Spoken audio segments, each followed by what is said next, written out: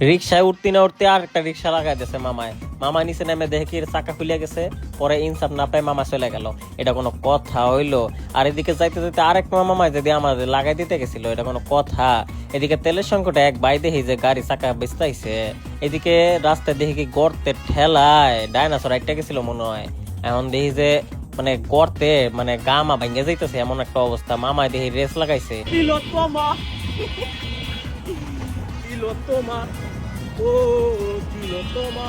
বাইরে জঘন্য গান শোনানোর পরে দেখি যে আমার এক্স রাস্তায় দাঁড়িয়ে আছে, তাই তাকে স্কিপ করে চলে গেলাম। এদিকে কাকাই তো আরেকটা মেরে দিছিল ভাই। এদিকে বেনালা মামায় কইতাছে হাট সারি বাত, রাস্তাতে সর।